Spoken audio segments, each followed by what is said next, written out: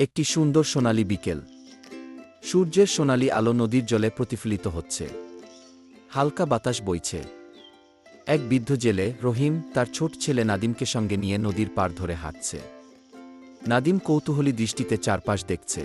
বাবা, এই নদীটা এত বড় কেন? আর এটা কোথা থেকে আসে? হেসে নদী অনেক দূর থেকে আসে, পাহাড়ের বুকে ছোট ঝর্ণা থেকে শুরু হয়, তারপর আস্তে আস্তে বড় হয়, আমাদের গ্রামের পাশ দিয়ে বয়ে যায়, আর অনেক দূরে সমুদ্রে মিশে যায়। তাহলে নদী কি কখনো শেষ হয়ে যায় না? না, নদী কখনো শেষ হয় না। নদী মানেই চলার নাম। এটা কখনো থামে না।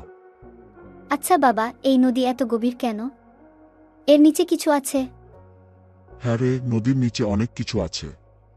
পাথর, বালু, কাঁকড়া, মাছ আর কত রকমের জলজ প্রাণী।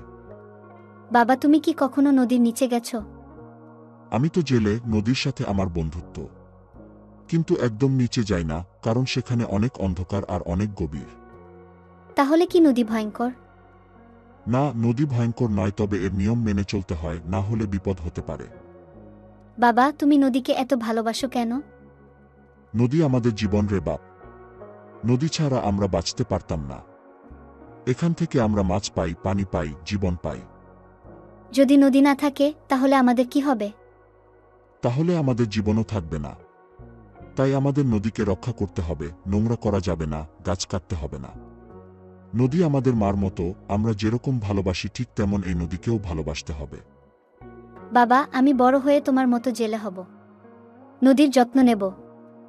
না বাবা, এটা তোমার ভুল ধারণা। নদীকে ভালোবাসতে হলে তোমাকে জেলে হতে হবে না। তুমি জেলে না হয়েও নদীকে ভালোবাসতে পারবে। আর তার জন্য দরকার ভালো একটা মন। চল বাবা, সন্ধ্যা হয়ে যাচ্ছে।